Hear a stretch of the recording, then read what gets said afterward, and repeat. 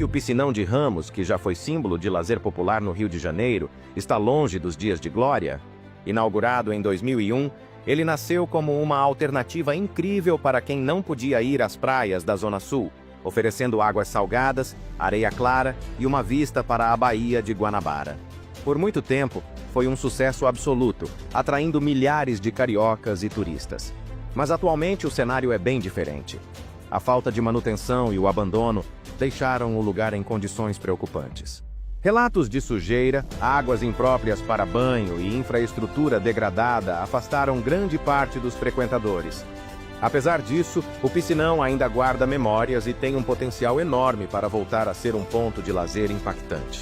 Será que um dia teremos pessoas responsáveis para que ele recupere seu brilho? Pode levar um tempo, mas estaremos na torcida para que o brasileiro volte a ter esse incrível lazer. E aí, você já visitou o Piscinão de Ramos? Deixe nos comentários. Você sabia que até o governo dos Estados Unidos está de olho na 25 de março? Mas não é por acaso. A rua mais movimentada do Brasil é quase um mundo à parte.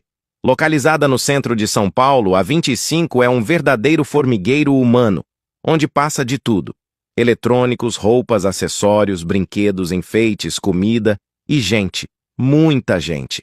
Em datas como Natal ou Black Friday, ela chega a receber mais de 1 milhão de pessoas por dia. É lá que muita gente compra para revender e sustenta a própria família. É onde o precinho bom virou cultura, mas nem tudo são flores. A região enfrenta problemas sérios com falsificação, comércio irregular e sobrecarga na infraestrutura.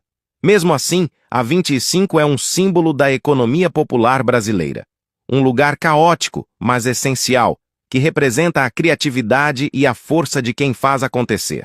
Você já foi lá? Conta aqui sua experiência. Localizado na cidade de Turku, na costa sudoeste da Finlândia, o Castelo de Turku é uma das construções medievais mais impressionantes do país. Originalmente construído por volta de 1280, o castelo servia como uma fortaleza militar e centro administrativo para o Reino da Suécia, que controlava a Finlândia na época. Ao longo dos séculos, ele foi expandido e reformado, transformando-se em um imponente castelo renascentista. O castelo é composto por duas áreas principais: o núcleo medieval original e as extensões posteriores que incluem uma capela e os amplos salões renascentistas. Ele já foi residência de governadores, prisão, quartel militar e até mesmo depósito, sobrevivendo a guerras e incêndios ao longo da história.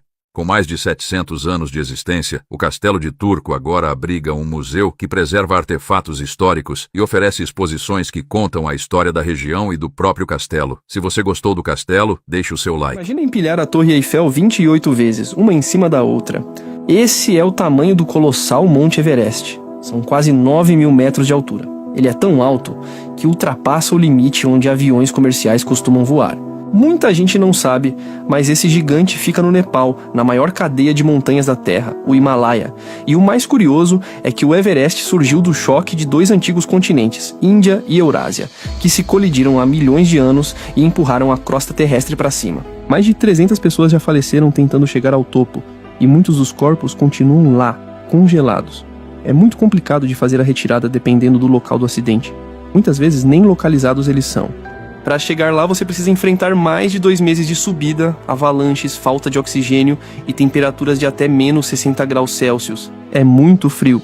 Lá em cima, o ar tem só 1/3 do oxigênio que temos ao nível do mar. Então, mesmo parado, seu corpo já começa a falhar.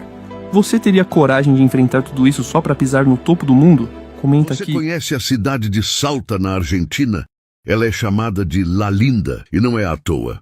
Além da arquitetura colonial incrível, Salta tem uma das ferrovias mais altas do mundo, o Trem das Nuvens, que chega a 4.220 metros de altitude.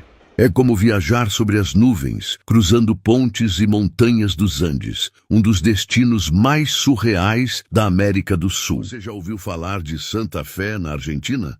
A cidade é famosa por algo bem curioso. Ela foi construída entre rios e tem dezenas de pontes. A que mais recebe destaque é a Ponte Colgante, símbolo da cidade. Ela é uma ponte suspensa que atravessa a Laguna Setúbal. Santa Fé também é um dos principais centros econômicos do Nordeste argentino, com forte agroindústria e logística fluvial. Você sabia que para entrar em Ubatuba, muita gente está pagando uma taxa sem nem perceber?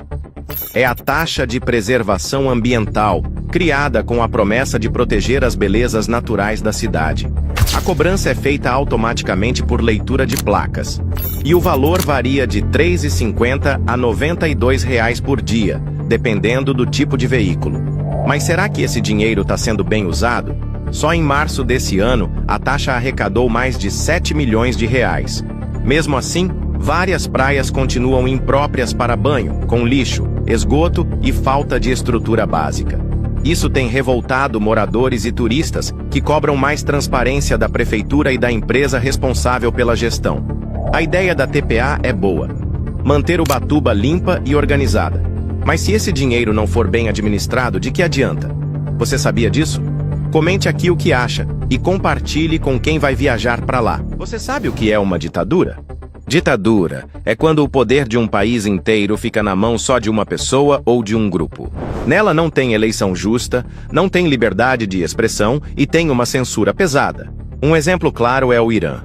Lá, o próprio judiciário ajuda a oprimir o povo porque o sistema foi feito para calar qualquer voz contrária. No Brasil, vivemos uma ditadura militar de 64 a 85.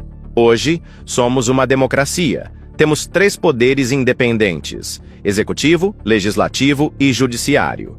Temos eleições livres, liberdade para falar, votar e se manifestar. É claro que tem desafios, mas as instituições funcionam e a gente consegue e deve cobrar melhorias.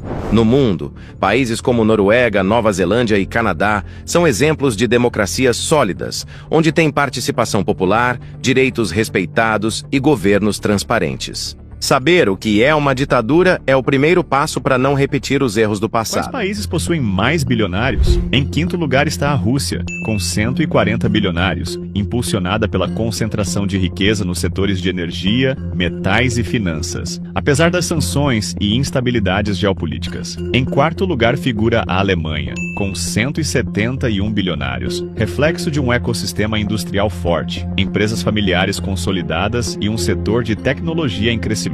Em terceiro lugar aparece a Índia, com 205 bilionários, impulsionada pela rápida expansão dos setores de tecnologia, varejo e infraestrutura, além do aumento do consumo interno. Em segundo lugar está a China, com 450 bilionários, apesar da desaceleração econômica recente e do maior controle estatal sobre o setor privado. Em primeiro lugar, liderando com folga o ranking global, figuram os Estados Unidos, com 902 bilionários, sustentados por um ambiente de negócios altamente dinâmico, inovação tecnológica, mercado financeiro robusto e concentração de capital em setores como tecnologia, saúde e investimentos. Quais são os piores países do mundo para se viver? Em quinto lugar está o Chad, com um IDH de 0,394. O Chad enfrenta graves dificuldades, como conflitos internos, pobreza generalizada e escassez de serviços essenciais, o que contribui para o seu baixo índice de desenvolvimento humano. Em quarto lugar está o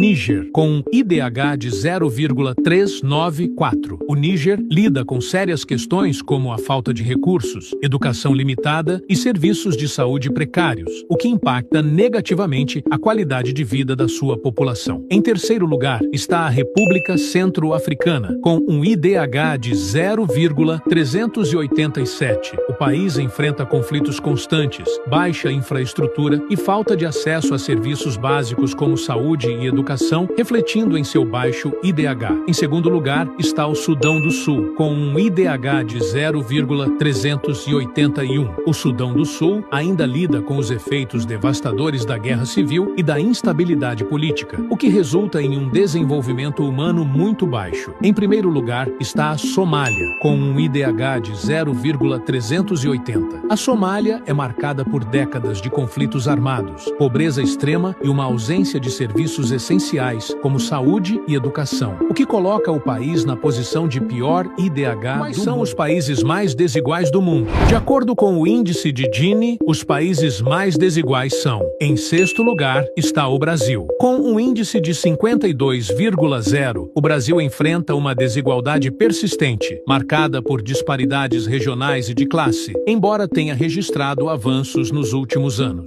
Em quinto lugar está o Botsuana, com um índice de 53,3. Botsuana experimenta crescimento econômico, mas enfrenta grandes desigualdades, principalmente entre as áreas urbanas e rurais. Em quarto lugar está o Eswatini. O índice de 54,6 revela uma estrutura social desigual, em que a elite controla a maior parte da riqueza, enquanto a maioria da população vive em condições de pobreza. Em terceiro lugar está a Colômbia, com um índice de 54,8. A Colômbia tem uma desigualdade acentuada entre as áreas urbanas e rurais, com significativas divisões econômicas e sociais. Em segundo lugar está a Namíbia, com um índice de 59,1. A Namíbia é marcada por uma desigualdade profunda entre brancos e negros, refletindo uma divisão econômica e social persistente. Em primeiro lugar está a África do Sul, com um índice de 63,0. A África do Sul lidera o ranking, com uma desigualdade extrema que persiste, em grande parte, devido aos legados do apartheid.